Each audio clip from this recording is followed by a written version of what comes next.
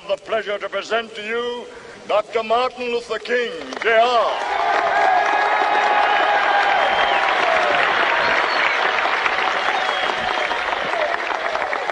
I am happy to join with you today in what will go down in history as the greatest demonstration for freedom in the history of our nation.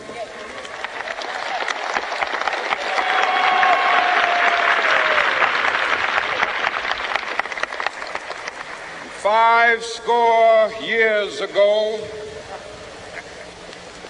a great American in whose symbolic shadow we stand today signed the Emancipation Proclamation.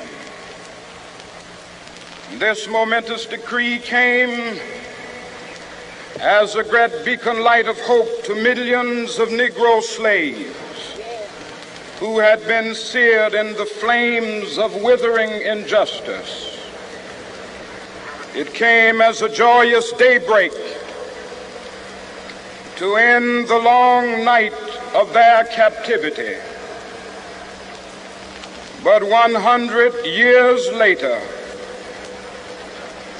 the Negro still is not free. 100 years later, the life of the Negro is still sadly crippled by the manacles of segregation and the chains of discrimination. 100 years later, the Negro lives on a lonely island of poverty. I have a dream that one day this nation will rise up and live out the true meaning of its creed. We hold these truths to be self-evident, that all men are created equal.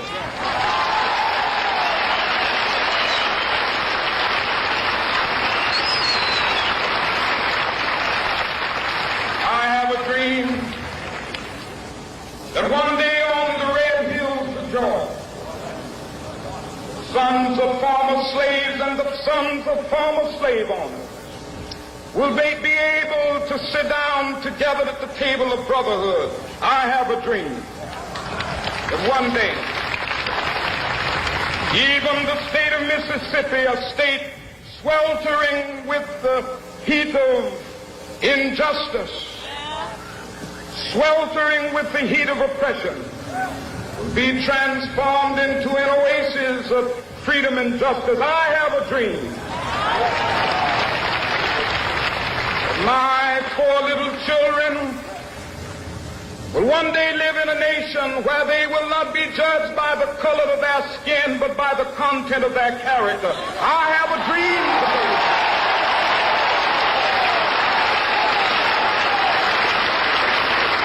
I have a dream that one day, down in Alabama with its vicious racists, with its governor having his lips dripping with the words of interposition and nullification. One day right there in Alabama, little black boys and black girls will be able to join hands with little white boys and white girls as sisters and brothers. I have a dream today.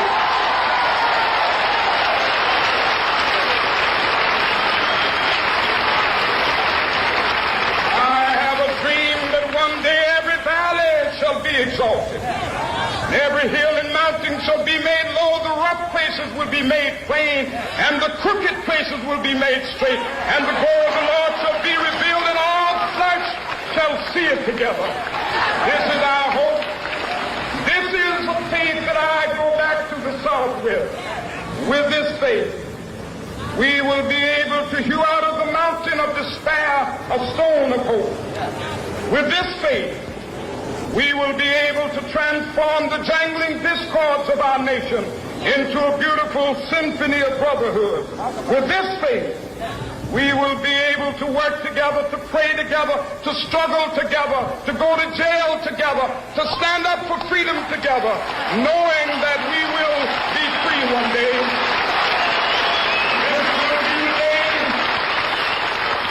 This will be the day when all of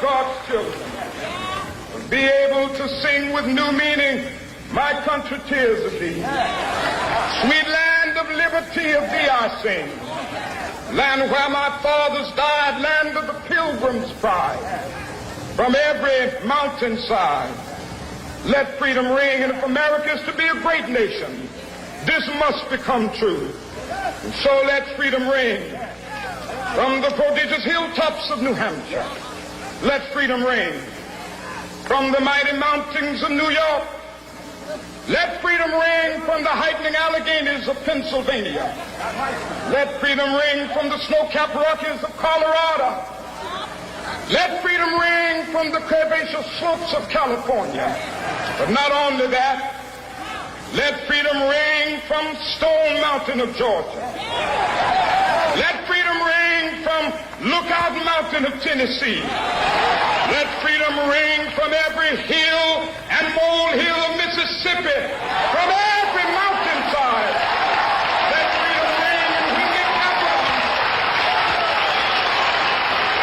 when we allow freedom ring, when we let it ring from every village and every hamlet, from every state and every city, we will be able to speed up that day when all of God's children, black men and white men, Jews and Gentiles, Protestants and Catholics, will be able to join hands and sing in the words of the old Negro spiritual, free at last, thank God